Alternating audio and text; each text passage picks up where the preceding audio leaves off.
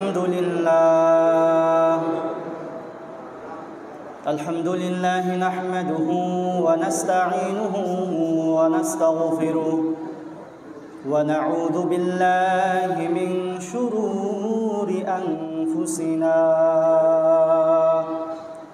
ومن سيئات أعمالنا من يهده الله فلا مضل له ومن يضلله فلا هادي له ونشهد أن لا إله إلا الله وحده لا شريك له ونشهد أن سيدنا وسندنا وحبيبنا وحبيب ربنا ومولانا محمد صلى الله تعالى عليه وعلى آله وأصحابه وبارك وسلم تسليما كثيرا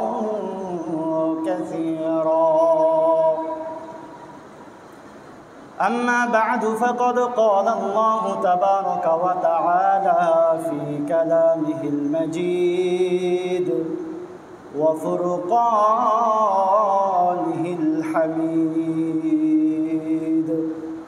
أعوذ بالله من الشيطان الرجيم بسم الله الرحمن الرحيم وبالوالدين إحسانا وبذي القربى واليتامى والمساكين والجار ذي القربى والجار الجنوب صدق الله العلي العظيم وصدق رسوله النبي الكريم ونحن على ذلك من الشاهدين والشاكرين সবাই মুহাব্বতের সাথে দুরূদ ইব্রাহিম পড়ি আল্লাহুম্মা সাল্লি আলা মুহাম্মাদিন ওয়া আলা আলি মুহাম্মাদ কামা সাল্লাইতা আলা ইব্রাহিম ওয়া আলা আলি ইব্রাহিম ইন্নাকা হামিদুম مجيد اللهم بارك على محمد وعلى آل محمد كما باركت على إبراهيم وعلى آل إبراهيم إنك حميد مجيد صلى الله عليه وسلم আলহামদুলিল্লাহ আল্লাহ রব্বুল ইজ্জতের দরবারে অসংখ্য অগণিত শুকরিয়া যে মহান রব আমাদেরকে বিগত জুমা থেকে জুমা পর্যন্ত হায়াত দিয়েছেন, পাশাপাশি আমাদেরকে সপ্তাহের শ্রেষ্ঠতম দিন জুমার দিনে মসজিদের মধ্যে আগে আগে আসার বসার এবং কোরআন ও সুন্নাহর আলোকে কিছু কথা বলার এবং শোনার তৌফিক দিয়েছেন। এই জন্য রবের দরবারে অবনত মস্তকে কালিমাতুশ শুকর আদায় করি আলহামদুলিল্লাহ। আল্লাহ সুবহানাহু ওয়া তাআলা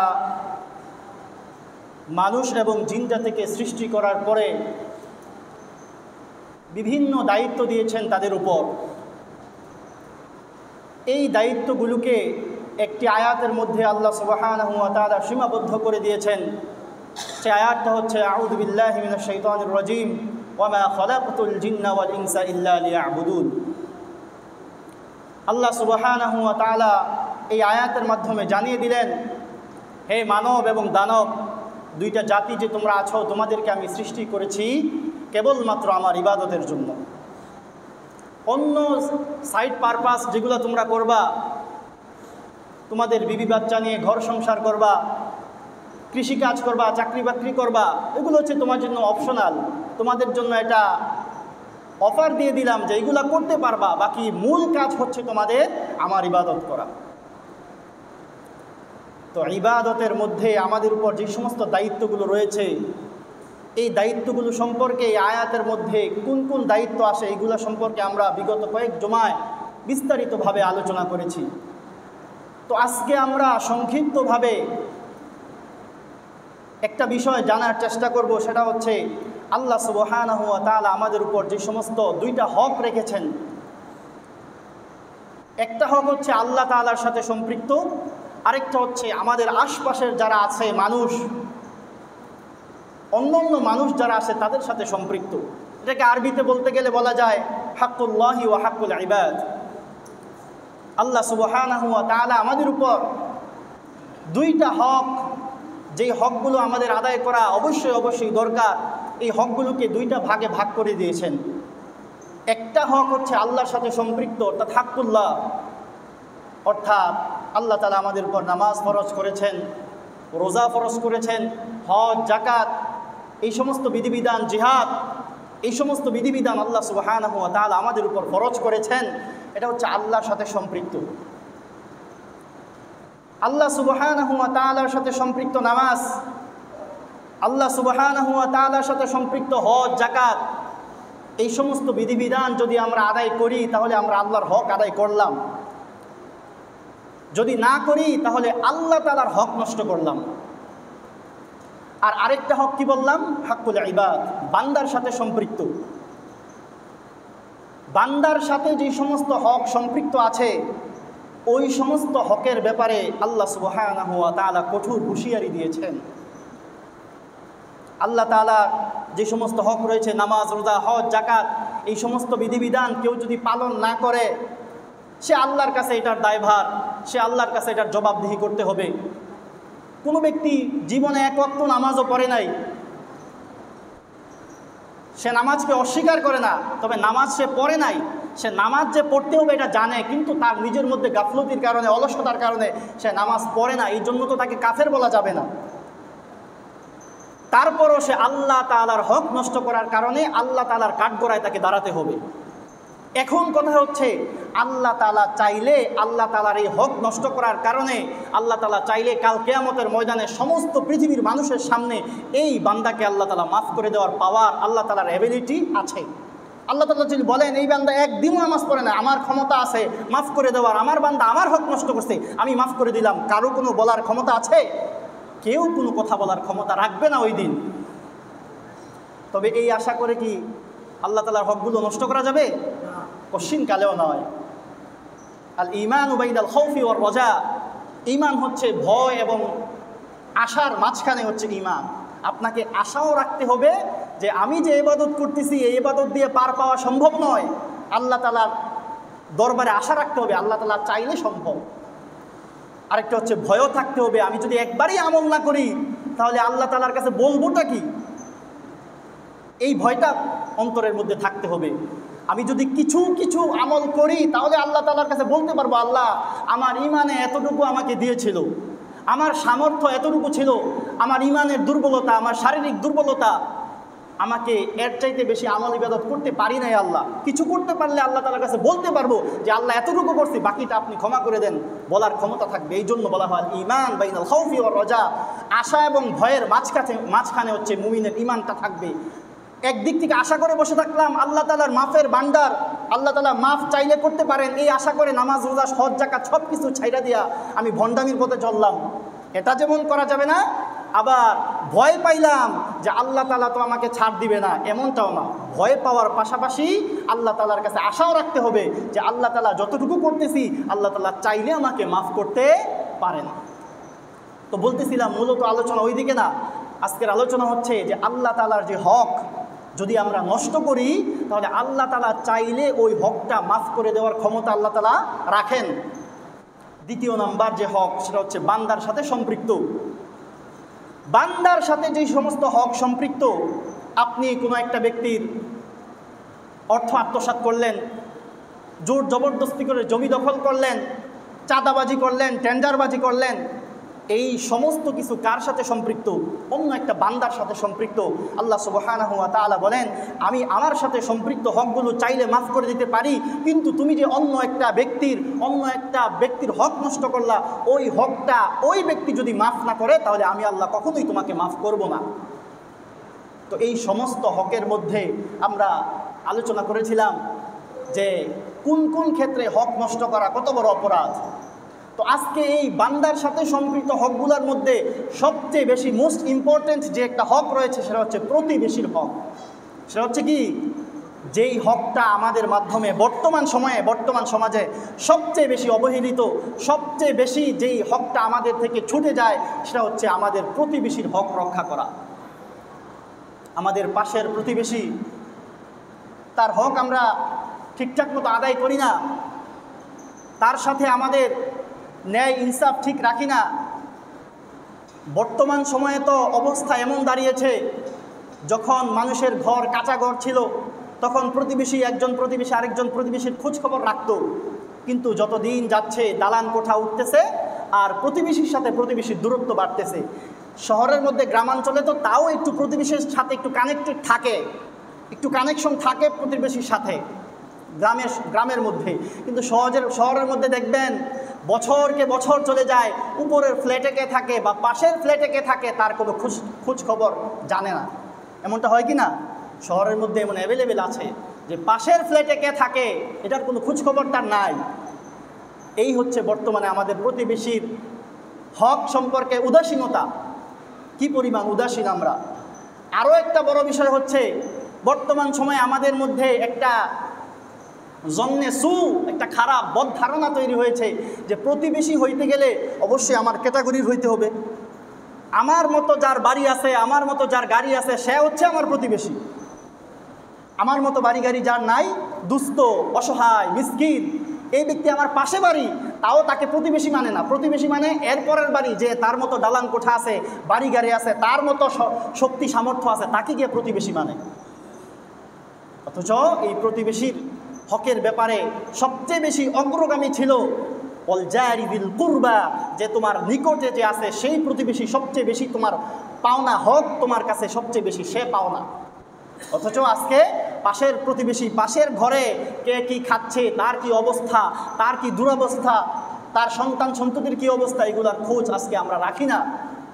না রাখার কারণেই দেখা যায় আজকে সমাজের মধ্যে অনাচার, অশ্লীলতা, ব্যভিচার, হত্যা, খুন, রাহাজানি এই সমস্ত বিষয় বেড়েই চলেছে। কেন? কারণ আমি দেখি আমার পাশের ঘরের ছেলেটা অপকর্ম করতেছে, আমি কিছুই বলি না, ভাবি এ তো অন্যের সন্তান। আমার মনের মধ্যে চিন্তা হচ্ছে সে তো আরেকজনের সন্তান, আমি কেন বলবো? এই যে এটাও একটা প্রতিবেশীর হক। আপনি আপনার পাশের প্রতিবেশীর ছেলে একটা অপকর্মের মধ্যে লিপ্ত হইল, আপনি তার প্রতিবেশীকে সতর্ক করলেন না, জানাইলেন না, ভাবলেন হোক, নষ্ট হোক, তাতে কি আমার ছেলে তো আর নষ্ট হচ্ছে না। এটাও একটা প্রতিবেশীর হক নষ্ট করলেন। কিন্তু বর্তমান সময়ে আরও একটা সমস্যা, সেটা হচ্ছে একজনের ছেলেকে অন্যজন কিছু বলতে গেলেও সমস্যা। একজনের ছেলেকে অন্যজন কিছু বলতে গেলে বলে তুমি আমার ছেলেকে বলার কে? এই চতুর্মুখী সমস্যার মধ্যে আজকে আমরা এই সমাজের মধ্যে, ফিতনার মধ্যে আমরা বসবাস করতেছি। যাই হোক, এই প্রতিবেশীর হকের ব্যাপারে আল্লাহ রাসূল সাল্লাল্লাহু আলাইহি ওয়াসাল্লাম এবং আল্লাহ সুবহানাহু ওয়া তাআলা পবিত্র কালামের মধ্যে অসংখ্য অগণিত আয়াত এবং রাসূল সাল্লাল্লাহু আলাইহি ওয়াসাল্লাম অসংখ্য অগণিত হাদিসের মধ্যে প্রতিবেশীর হক যাতে আমরা রক্ষা করি এই ব্যাপারে আল্লাহ রাসূল সাল্লাল্লাহু আলাইহি ওয়াসাল্লাম যথেষ্ট পরিমাণ তাকিদ করে গিয়েছেন। আল্লাহ রাসূল সাল্লাল্লাহু আলাইহি ওয়াসাল্লাম একদিন বলতেছিলেন, রাসূল সাল্লাল্লাহু আলাইহি ওয়াসাল্লামের কাছে জিবরাইল আলাইহিস সালাতু ওয়াস সালাম আয়েশা এমনভাবে প্রত্যেক দিন আয়েশা যখনই আসেন তখনই আয়েশা বলেন যে হে মুহাম্মদ, তুমি তোমার প্রতিবেশীর হক রক্ষা করো। হে মুহাম্মদ, তুমি তোমার প্রতিবেশীর হক রক্ষা করো। আল্লাহ রাসূল সাল্লাল্লাহু আলাইহি ওয়াসাল্লাম বলতেছেন যে অবস্থা এমন বেগতিক হয়েছিল যে আমার ধারণা হচ্ছিল যে জিবরাইল আলাইহিস সালাম এমনটা কখন জানি বলে ফেলেন যে তোমার সম্পদের মধ্যে তোমার প্রতিবেশীকে ওয়ারিস বানিয়ে দিলাম। মানে প্রতিবেশীর হকটা এতটা গুরুতরভাবে জিবরাইল আলাইহিস সালাতু ওয়াস সালাম আল্লাহ রাসূলের কাছে আয়েশা উপস্থাপন করতেছিলেন, বারবার তাকিদ করতেছিলেন যে তুমি তোমার প্রতিবেশীর হক রক্ষা করো, প্রতিবেশীর হক তুমি রক্ষা করো। প্রতিবেশীর হকের ব্যাপারে বারবার আয়েশা কোরআনের আয়াত নাজিল করতেছে। আল্লাহ তাআলার পক্ষ থেকে জিবরাইল আলাইহিস সালাতু ওয়াস সালাম আয়েশা আল্লাহ রাসূলকে তাকিদ করতেছেন। তো আল্লাহ রাসূল বলেন, মা জালা জিবরিলু ইউসিনি, যে জিবরাইল আলাইহিস সালাম আমাকে এমনভাবে উপদেশ দিচ্ছিলেন প্রতিবেশীর ব্যাপারে, হাত্তা জনান্তু আন্নাহু সাইওয়ারিসুহু, আমার ধারণা হচ্ছিল যে জিবরাইল আমাকে প্রতিবেশীর ব্যাপারে আমাকে অংশীদার বানিয়ে দিবে। কখন যদি এটা বলে ফেলে যে তোমার সম্পদের মধ্যে প্রতিবেশীর তোমার যেমন সন্তান সন্ততি যেমন ওয়ারিস পাবে, ঠিক তেমনিভাবে প্রতিবেশীও ওয়ারিস পাবে। কতটা গুরুত্ব দিলে প্রতিবেশীর হকের ব্যাপারে আল্লাহ রাসূল সাল্লাল্লাহু আলাইহি ওয়াসাল্লামের ধারণা এমন পর্যায়ে পৌঁছে গিয়েছিল।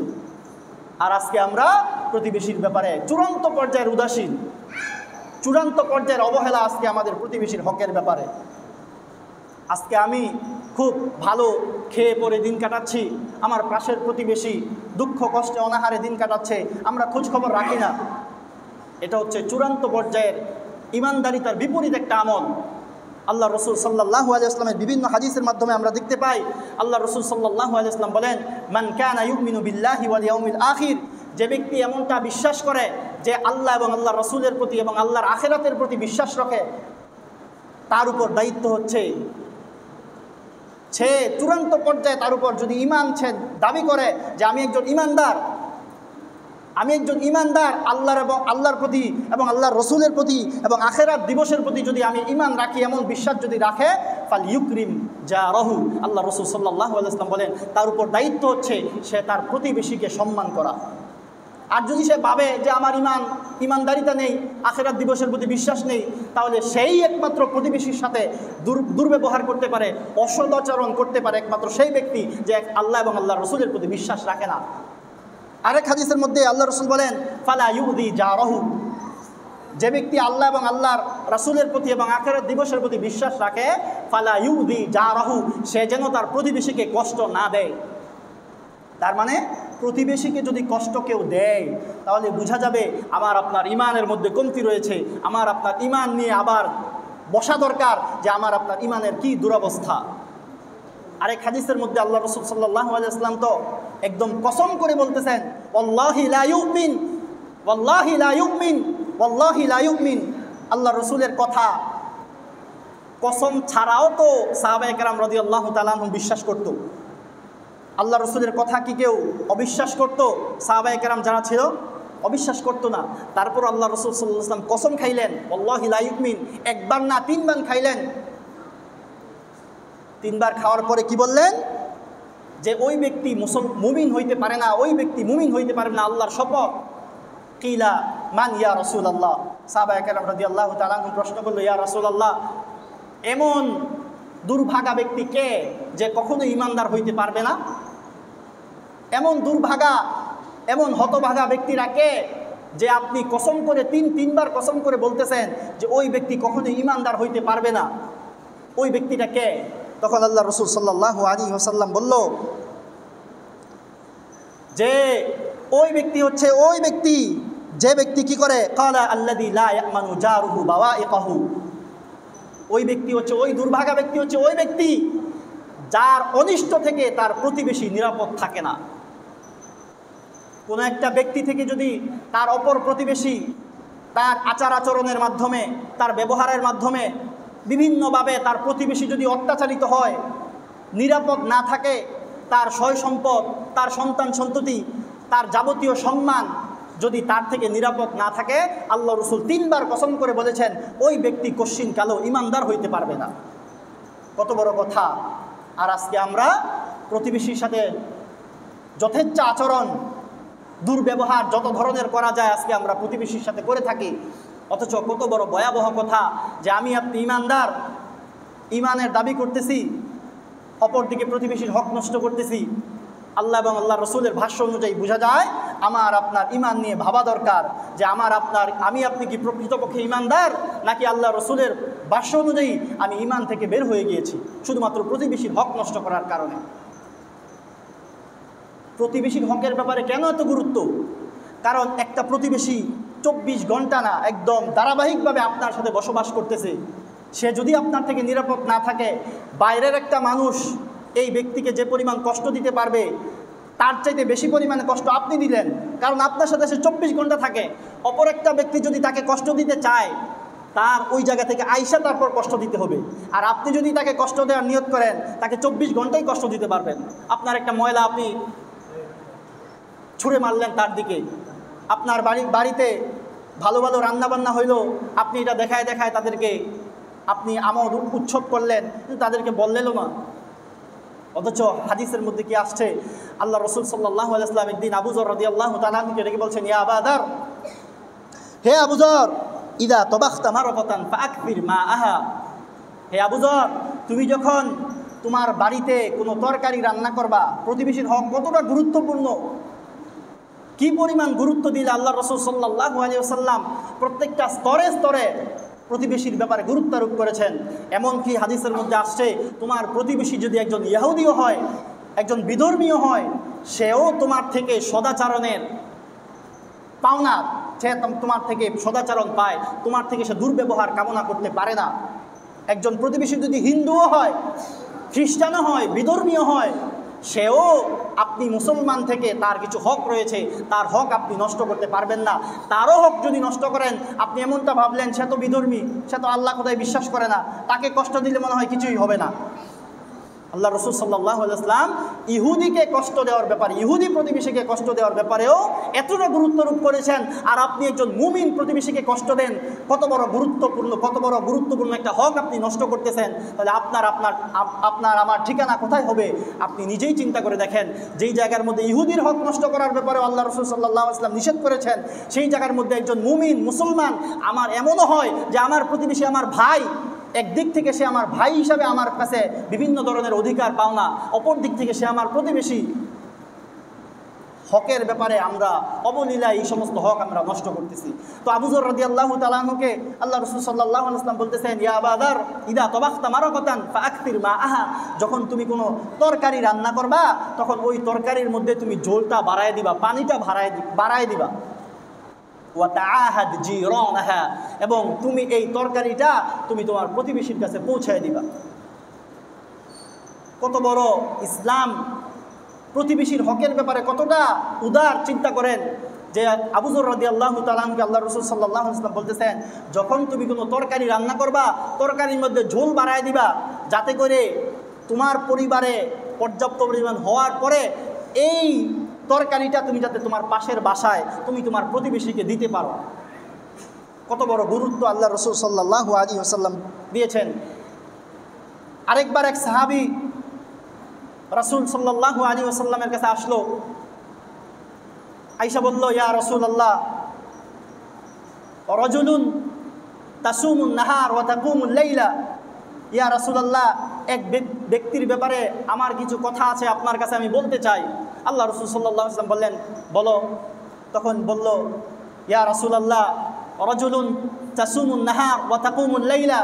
একটা ব্যক্তি আছে, যে ব্যক্তি দিনে রোজা রাখে, রাত্রে দাঁড়ায় দাঁড়ায় নামাজ পড়ে, অর্থাৎ তাহাজ্জুদ নামাজ পড়ে।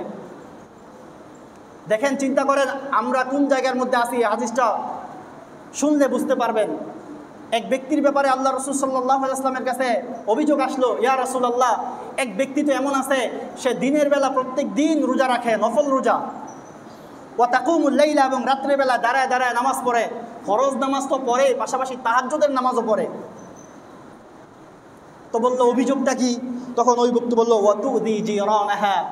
ওই ব্যক্তি দিনে রোজা রাখে, রাত্রে দাঁড়ায় দাঁড়ায় তাহাজ্জুদ পড়ে, 5 ওয়াক্ত নামাজ তো তার থেকে ছুটেই না, অপর দিকে সে তার প্রতিবেশীকে কষ্ট দেয়।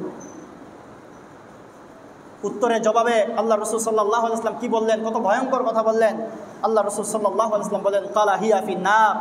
আল্লাহ রসুল সাল্লাল্লাহু আলাইহি ওয়াসাল্লাম বলেন, যদিও সে ব্যক্তি দিনের বেলায় প্রত্যেক দিন নফল রোজা রাখে, রাত্রে দাঁড়ায় দাঁড়ায় তাহাজ্জুদ নামাজ পড়ে, যত বড় সেজদা দিয়েই সে নামাজ পড়ুক না কেন, সে ব্যক্তি তার প্রতিবেশীকে কষ্ট দেয়, হিয়া ফিন্নার, সে চূড়ান্ত পর্যায়ের জাহান্নামী।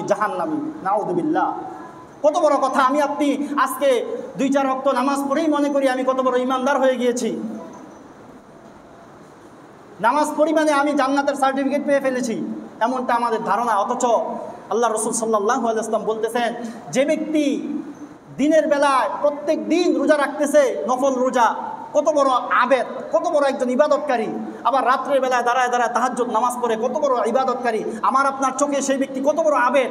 কিন্তু আল্লাহ রসুল সাল্লাল্লাহু আলাইহি ওয়াসাল্লাম বলেন, এমন ব্যক্তি, সেও যদি তুদি জিরানাহা, সে যদি তার প্রতিবেশীকে কষ্ট দেয়, আল্লাহ রসুলের ভাষ্য অনুযায়ী কালা হিয়া ফিন্নার, সেই ব্যক্তি জাহান্নামের মধ্যে নিক্ষেপিত হবে।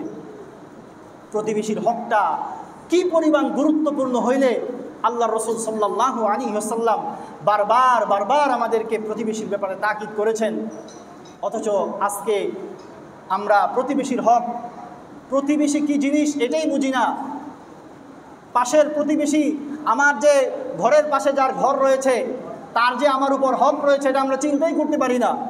আমার ঘরে সব সময় ভালো ভালো আয়োজন, ভালো ভালো কাপড় চোপড় পরি, আমার প্রতিবেশী খারাপ অবস্থায় থাকে, তার দিকে আমরা ফিরেও তাকাই না। অথচ আল্লাহ রসুল ফিরে তাকানো তো পরের কথা, আবার পারলে তাকে উল্টা কষ্ট দেই। ওই সীমানা নিয়ে ঠেলাঠেলি, তার সন্তান সন্ততি, আমার সন্তানের সাথে ঝগড়াঝাটি, এগুলা নিয়ে প্রতিবেশী, পাশাপাশি দুই প্রতিবেশী বছরের পর বছর চলে যায়, কোনোদিন কথা বলে না।